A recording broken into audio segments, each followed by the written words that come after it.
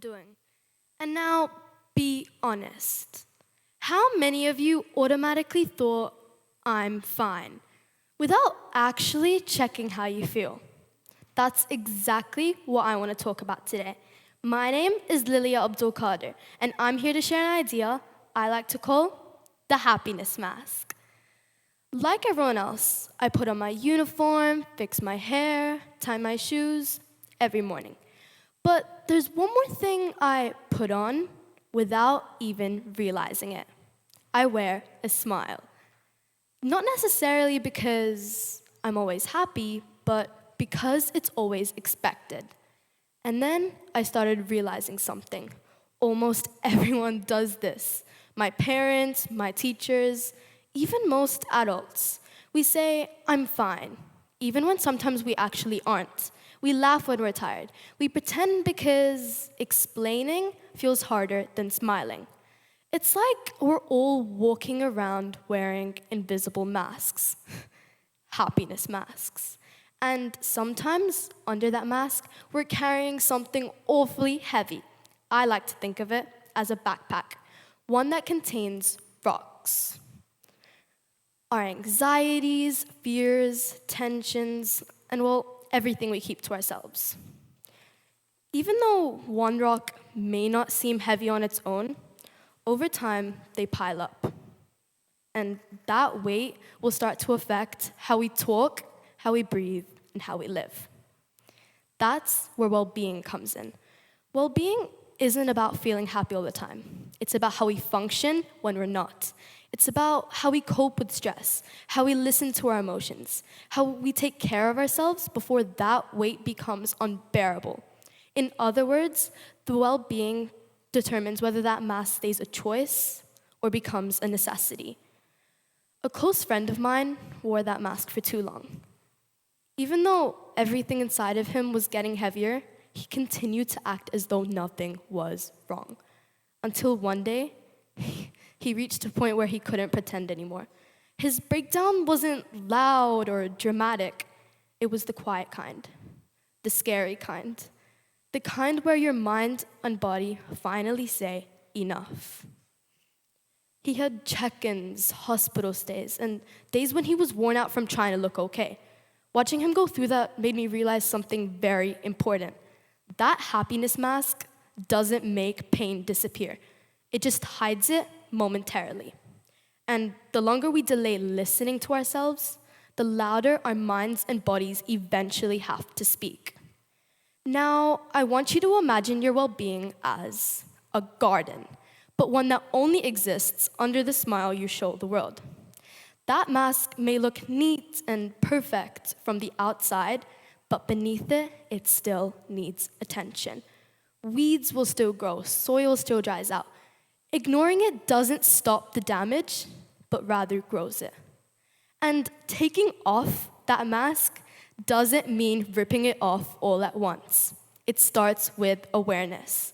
Noticing what's already there, stress, worry, exhaustion, and allowing yourself to feel it instead of always pushing it away. Because pretending everything is fine doesn't stop those weeds from growing. That just teaches them how to spread even quieter. Well-being begins with the small, honest moments. Choosing rest instead of burnout. Choosing honesty instead of those automatic smiles. Saying, I'm not okay today, even when sometimes it may feel uncomfortable. Those moments may feel insignificant, but that is the only way we remove those rocks from the backpack before it becomes too heavy. Now, some days you may feel as if nothing is changing within you, and that is okay, because growth isn't always visible. But remember, there will be days where you'll notice tiny sprouts of life, such as finding peace amongst a busy, hectic day, sharing a laugh with someone who's truly willing to listen, completing a task that makes you feel good about yourself. These small bursts of happiness are indicators of growth, even if no one else sees them. And just like a garden, not all well-being is the same. Some people like to share their emotions openly. Some like to keep them hidden. Some flowers bloom early. Some take longer. Some need extra care. And just because you look okay doesn't mean you really are. Comparing your growth to someone else's is like comparing a sunflower to a cacti. They're meant to grow differently. When I stopped comparing myself to others, the little things I did became more significant. Like getting out of bed when everything felt like too much to handle. Completing an assignment I thought was too difficult for me.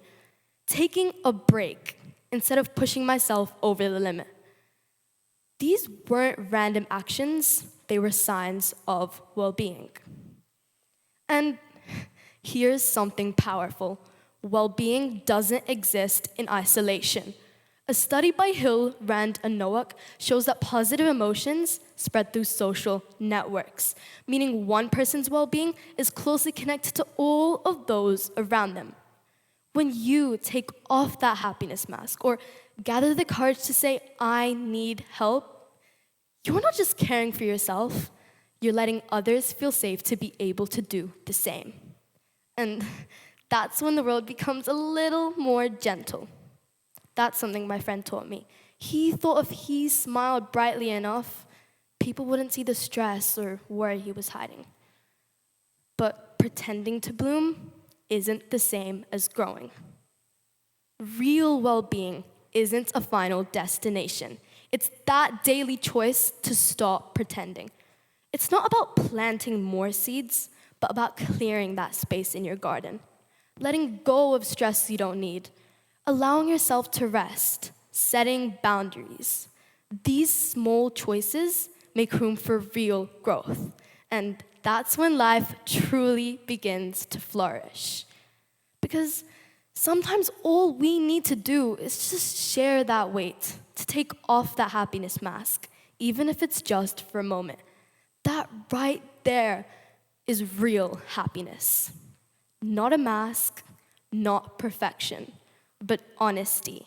True well-being grows when we stop pretending and we allow ourselves to be real. Thank you.